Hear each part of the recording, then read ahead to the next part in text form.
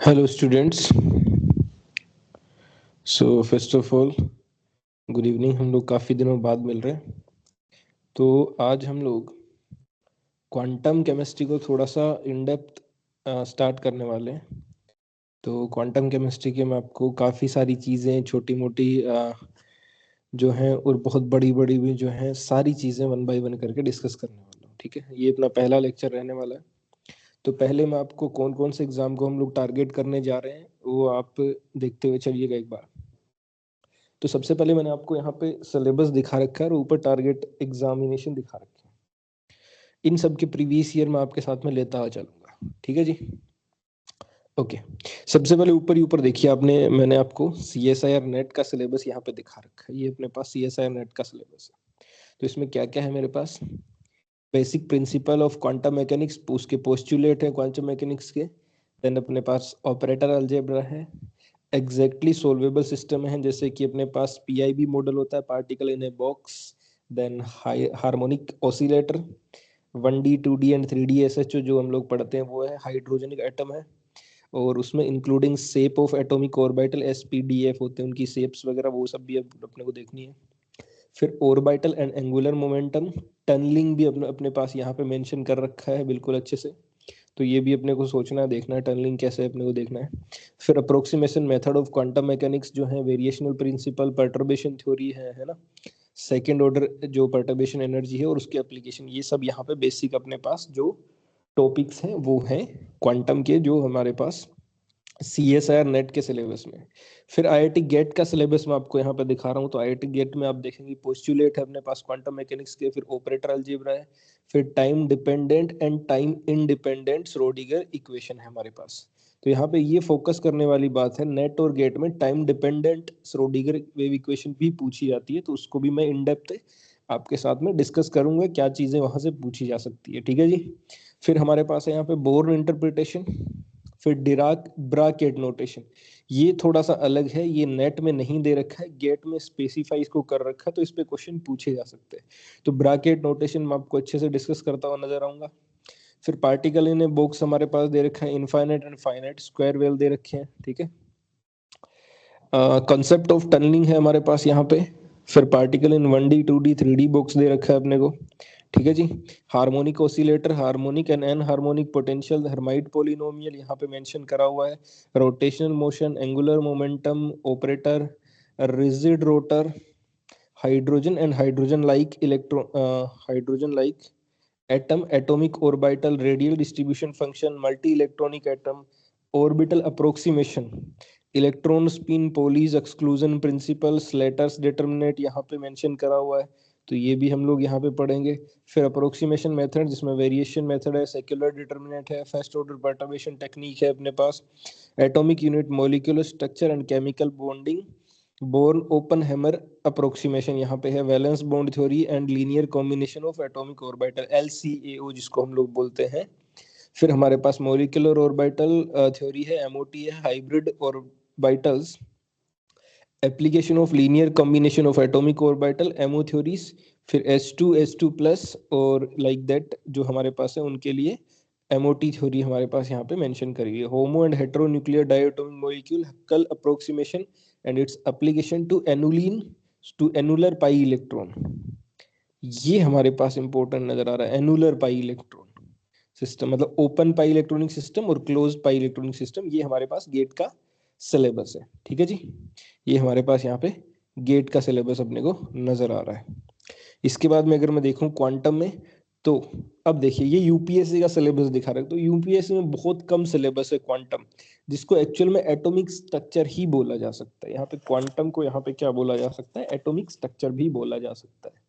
UPSC के exam के point of view से क्या क्या पूछा गया है, हाइजेनबर्ग अनसर्टेनिटी प्रिंसिपल है यहाँ पे, श्रोडिंगर वेव इक्वेशन है अपने पास, जिसमें टाइम इंडिपेंडेंट ही सिर्फ लिखा हुआ है। Time dependent Schrodinger wave equation जो है वो यूपीएससी सीएससी सिविल सर्विसेज का जो एग्जाम है उसके अंदर इंक्लूडेड नहीं है। सो time dependent Schrodinger wave equation UPSC aspirant को पढ़ने की नीड नहीं है, कतई नहीं है। टू द पॉइंट सिलेबस के अकॉर्डिंग पढ़ोगे तभी अच्छे से चीजें आपको क्लियर होने वाली है। फिर interpretation of wave function, particle in 1D box, देखिएगा वेव फंक्शन का इंटरप्रिटेशन वो इंपॉर्टेंट है अपने पास, ठीक है। वेव फंक्शन और वेव फंक्शन का स्क्वायर दैट इज प्रोबेबिलिटी, उन दोनों का इंटरप्रिटेशन इंपॉर्टेंट है। फिर हमारे पास क्वांटम नंबर्स यहाँ पे इंपॉर्टेंट है, NL MS जो होता है hydrogen atom, and wave function जो हमारे पास है वो इंपॉर्टेंट है। Shapes of SPD and F orbital हमारे पास F का नहीं दे रखा है, सिर्फ SPD का दे रखा है, ठीक है। तो इतनी चीजें इंपॉर्टेंट है। और सेम सिलेबस जो है अपने पास IFS का जो एग्जाम है इंडियन फॉरेन सर्विसेज, उसका भी सेम टाइप का सिलेबस है, ठीक है जी। और फिर ये जेई एडवांस का सिलेबस मैंने आपको नीचे दे रखा है, और ये जेई मेंस का सिलेबस दे रखा है।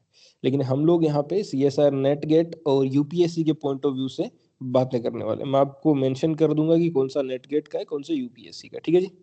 चलिए, ये वाली पर्टर्बेशन वेरिएशन ये सब हमारे पास UPSC के सिलेबस में नहीं है, ये सिर्फ हमारे पास CSR नेट और गेट के एग्जाम में, ठीक है। चलिए, तो आज हम लोग पहले लेक्चर में क्या देखने वाले हैं, थोड़ा सा बेसिक मैं आपको बताऊंगा कि क्या क्या चीजें हम लोग यहाँ पे पढ़ने वाले। तो यूनिट 1 जो रहेगी वो टोटली अपने पास UPSC एस्पायरेंट्स और नेट गेट दोनों के लिए रहने वाली है। यूनिट 2 जो है वो सिर्फ और सिर्फ नेट गेट में रहेगी, UPSC वाले एग्जाम में नहीं रहेगी। तो यूनिट 1 में क्या हमारे पास मैथमेटिकल, जो सबसे पहले हम लोग पढ़ेंगे मैथमेटिक्स जो हमारे पास इन्वॉल्व होती है किसमें, क्वांटम मैकेनिक्स में। फिर हमारे पास ऑपरेटर अलजेब्रा, तो ऑपरेटर अलजेब्रा हमारे पास UPSC में नहीं है, सिर्फ और सिर्फ कहाँ है, CSR नेट और गेट में। फिर वेव फंक्शन, फिर इसके अंदर commutator, Hermitian, eigen function and eigen value, properties of theorem, ये सब हमारे पास UPSC में नहीं है। और नॉर्मलाइजेशन वगैरह कभी पूछ लिया जाता है, एंड प्रोबेबिलिटी ये सब UPSC में पूछ लिया जाता है। Expectation value, average value, postulate of quantum mechanics, रोडिगर वेव इक्वेशन में सिर्फ टाइम डिपेंडेंट हमारे पास जो है वो UPSC में, टाइम इंडिपेंडेंट हमारे पास UPSC में है, टाइम डिपेंडेंट नहीं है, ठीक है जी। डीजेनरेसी वगैरह पढ़ेंगे हम लोग, PIB model, SHO, hydrogen atom, rigid rotor, ये सब कुछ हम लोग पढ़ने वाले हैं। पोटेंशियल एनर्जी, बैरियर प्रॉब्लम, ये सब कुछ देखने वाले हैं।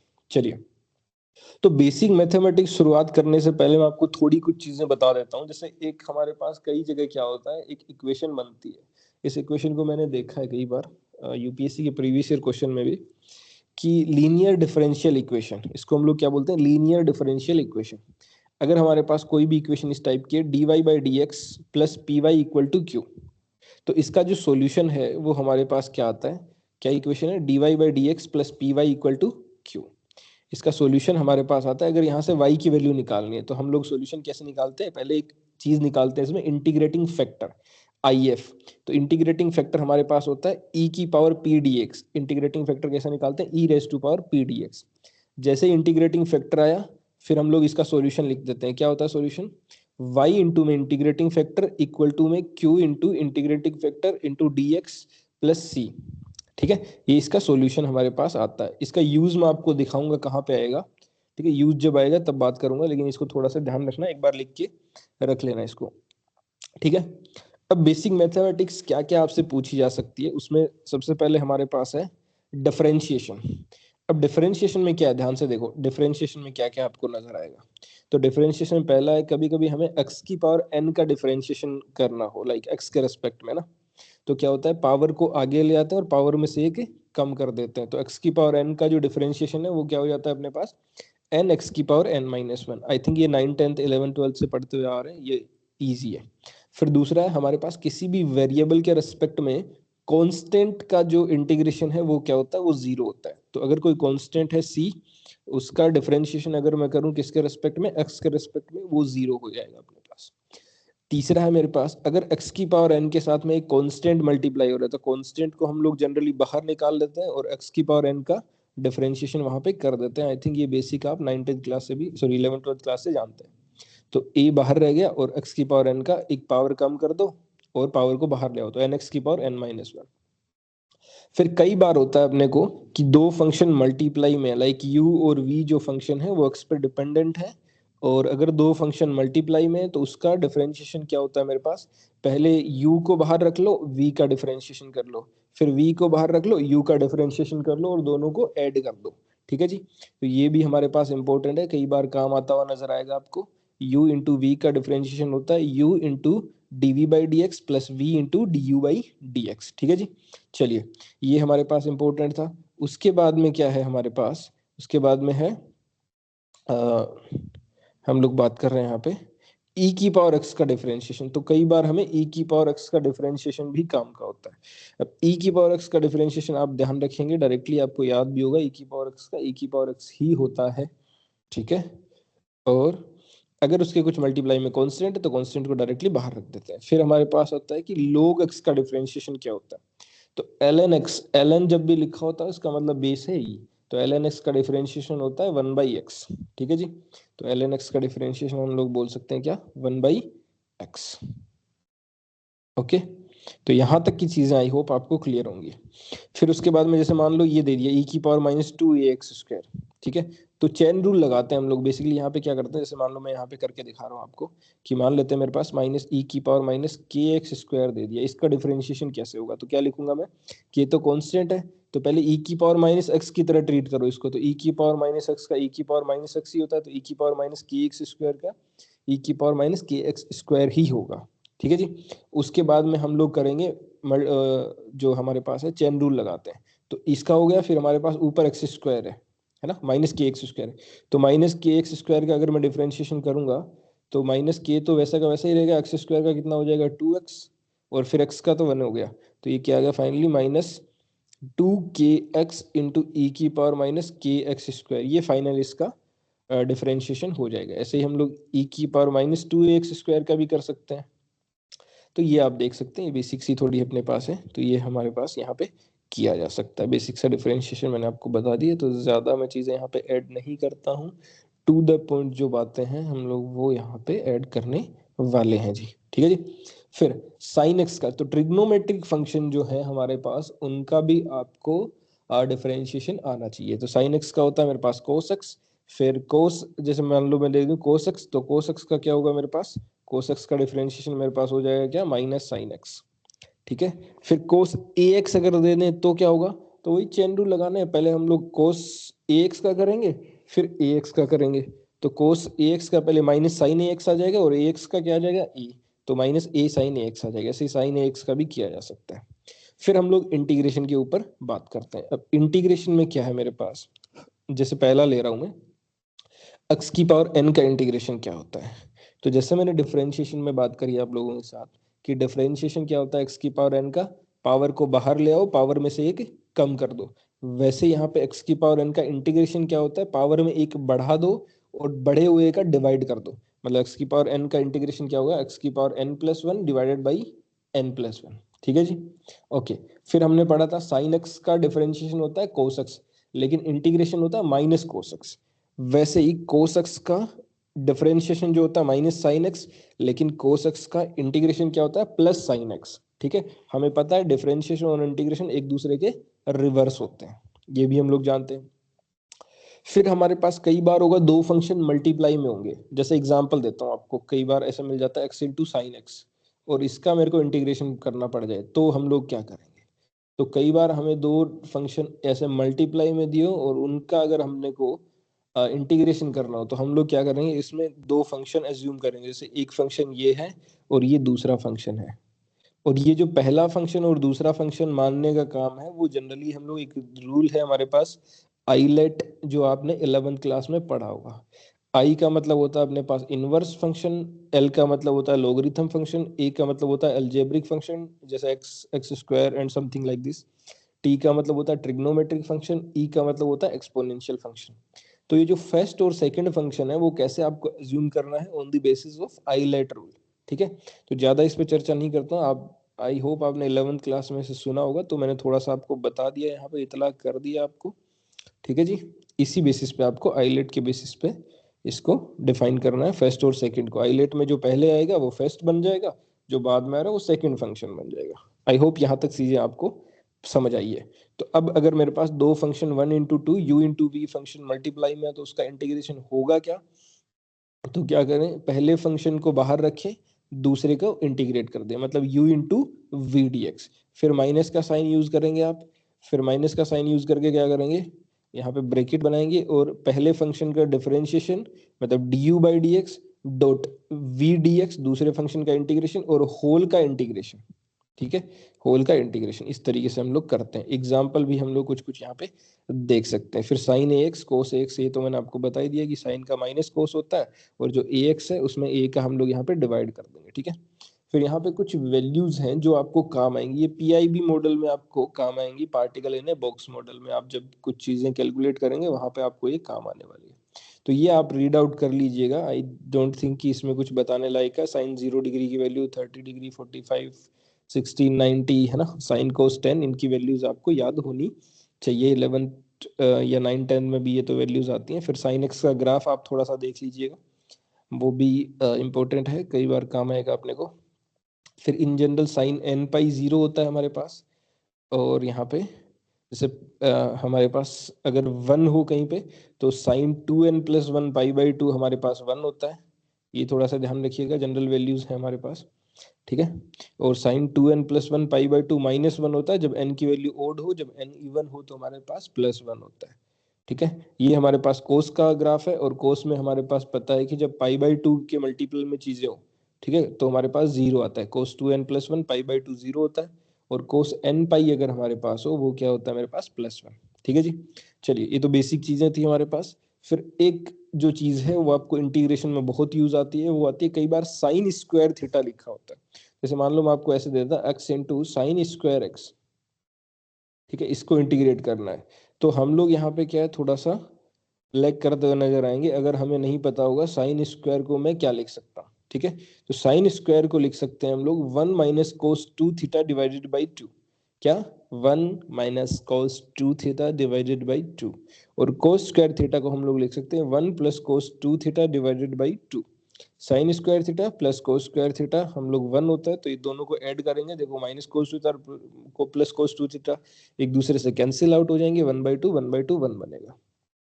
तो ये वाले हम मैं आपको बताऊं तो बहुत बहुत बहुत बहुत बहुत ज्यादा इंपॉर्टेंट है, आपको इंटीग्रेशन डिफरेंशियल बहुत जगह ये काम आएंगे। ठीक है, अच्छा, फिर साइन स्क्वायर बी एक्स का इंटीग्रेशन आप डायरेक्टली याद रख सकते हैं, अगर रख सकते हैं तो, नहीं तो आप कैलकुलेट भी किया जा सकता है, इसकी नीड नहीं है। अब पहला टॉपिक हमारे पास शुरुआत हो रहा है ऑपरेटर अलजेब्रा। अच्छा, ये यूपीएससी के सिलेबस में बिल्कुल भी नहीं है, ये हमारे पास सिर्फ और सिर्फ नेट गेट के सिलेबस में ऑपरेटर अलजेब्रा। यूपीएससी में डायरेक्टली ऑपरेटर अलजेब्रा से ऐसे क्वेश्चन नहीं बनते हैं, लेकिन जब आप पढ़ते हैं नॉर्मलाइज्ड वैल्यू या फिर हमारे पास जो एवरेज वैल्यू, तो वहां पे थोड़ा सा आप इसका यूज करते हुए नजर आएंगे, वो विद द टाइम आपको समझा दूंगा। लेकिन अभी नेट गेट के एस्पायरेंट के लिए है, तो हम लोग तो सारे पॉइंट ऑफ व्यू से ही पढ़ रहे हैं। तो ऑपरेटर अलजेब्रा में आपको सबसे पहले थोड़ा सा बेसिक समझा देता हूँ, फिर हम इसकी बातें करते हुए नजर आएंगे। तो पहली बात हम लोग जानते हैं कि कोई भी फंक्शन क्या होता है। फंक्शन एक तरीके से एक रूल है, एक तरीके से रूल है जो हमारे पास एक या एक से दो या दो से ज्यादा वेरिएबल्स को कनेक्ट करता है, ठीक, कोरिलेट करता है एक दूसरे के साथ। जैसे z equal to x square y, like that, इस ऐसे बहुत सारी चीजें हो सकते हैं। तो z यहाँ पे फंक्शन है किसका, x और y का। ऐसे ही ऑपरेटर क्या है मेरे पास, तो operator is an entity which operates a function. एक ऐसी चीज है जो फंक्शन पे ऑपरेट होगी और उसको नए फंक्शन में, नई चीज में कन्वर्ट कर देगी, या कांस्टेंट में भी कन्वर्ट कर सकती है। तो ऑपरेटर कुछ ऐसी चीज है, ऑपरेटर जो फंक्शन पे लगाएंगे और जिससे हमारे पास कुछ कुछ उसमें चेंजमेंट नजर आते हुए दिखेंगे अपने को। ठीक है जी, एग्जाम्पल के तौर पे देख देख सकता हूँ। जैसे मेरे पास मान लो एक फंक्शन है psi equal to x square, और एक ऑपरेटर है, लेट अस सपोज मेरे पास a equal to, a operator है d बाई डी एक्स। तो इसका मतलब क्या है, मैं जब a ऑपरेटर लगाऊंगा किसके ऊपर, साई के ऊपर, तो मुझे क्या आउटपुट मिलने वाला है। तो जैसे मैं लिखूं कि a ऑपरेटर मैंने साई के ऊपर लगाया, तो a ऑपरेटर क्या था, d by D x, x square के ऊपर लगाया, तो डिफरेंशिएशन होगा 2x हो जाएगा।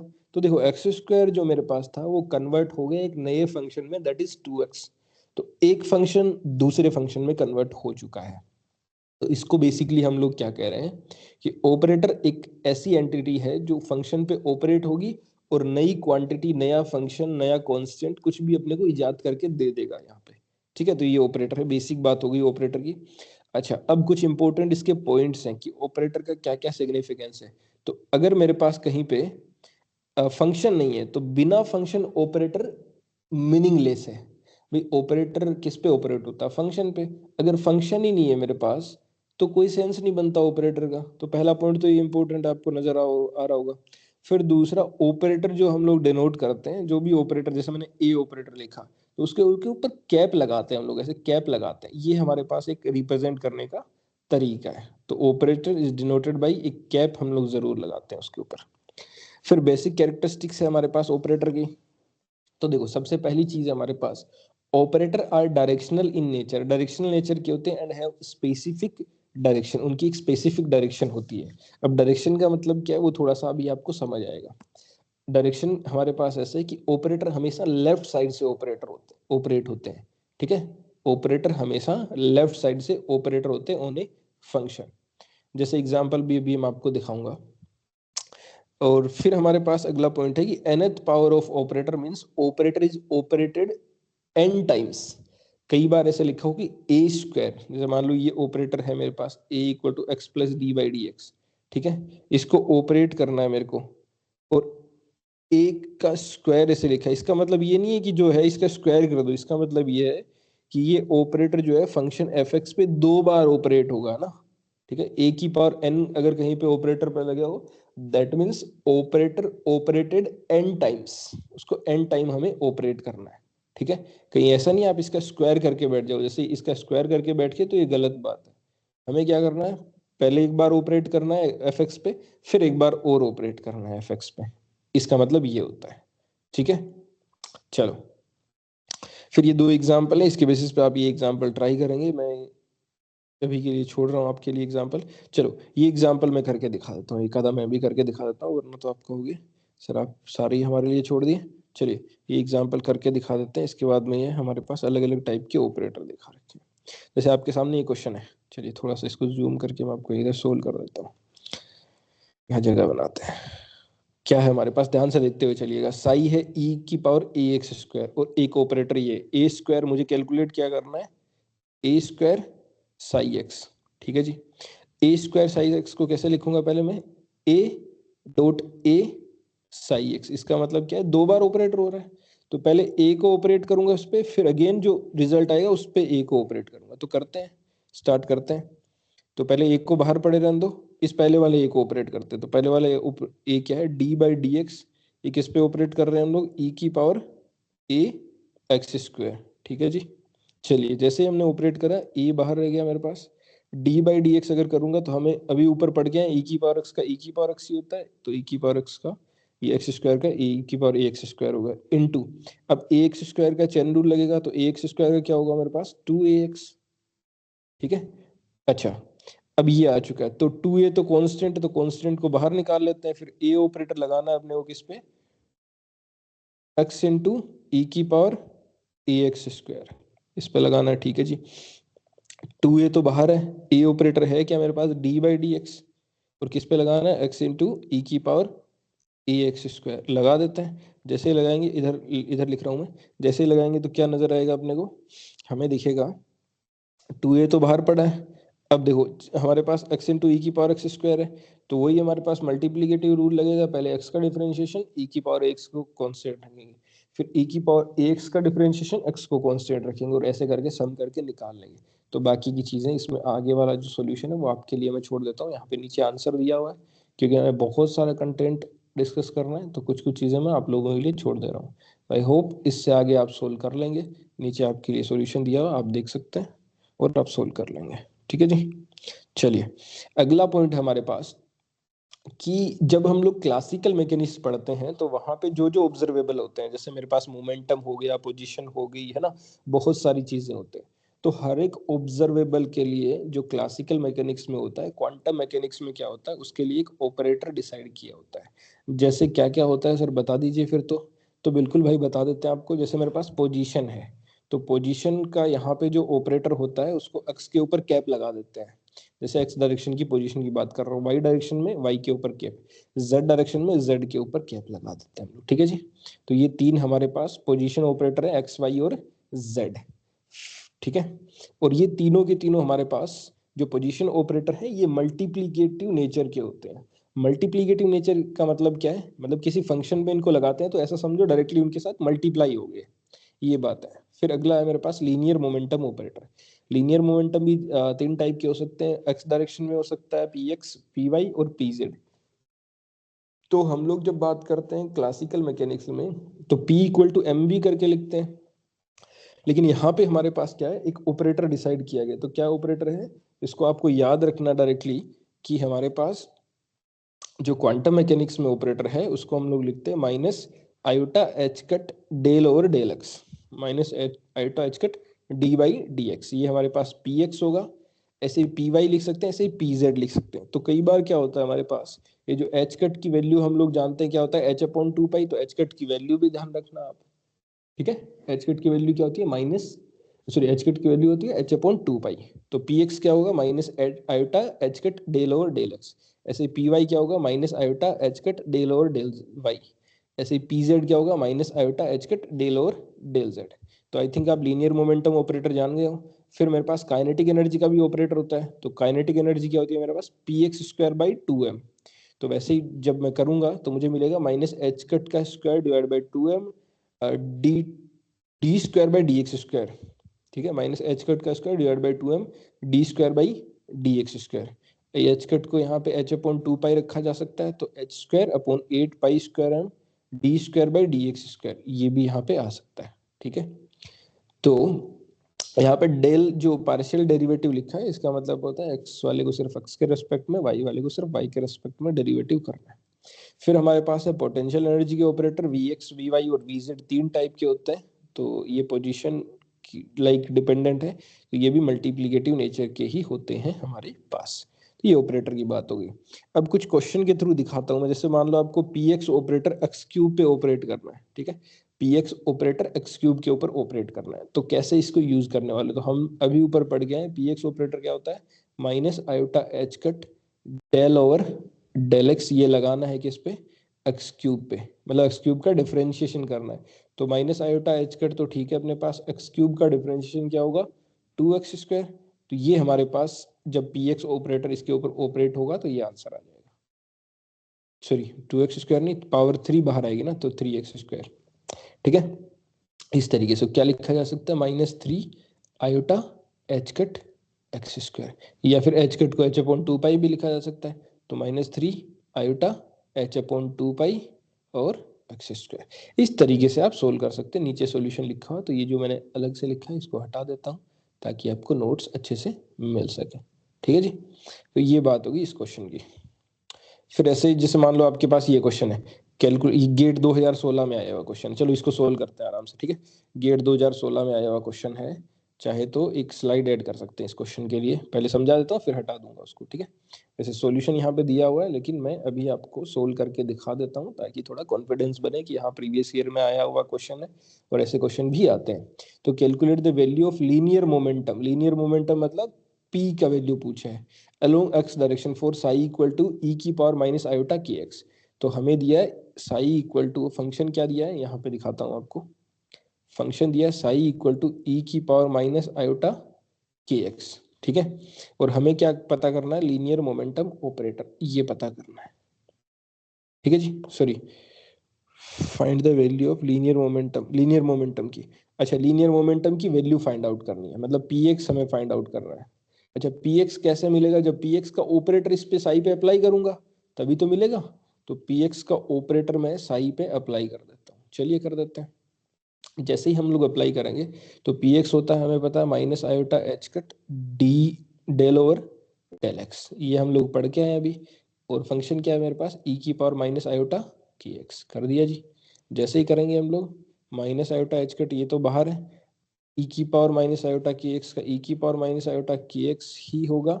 और फिर हमारे पास माइनस आयोटा के एक्स का डिफरेंशिएशन करेंगे तो माइनस आयोटा के आ जाएगा और एक्स का वन हो जाएगा। तो क्या होगा हमारे पास, माइनस और माइनस प्लस हो गया, आयोटा स्क्वायर माइनस वन होता है, तो माइनस एच कट इंटू के ई की पावर माइनस आयोटा के एक्स।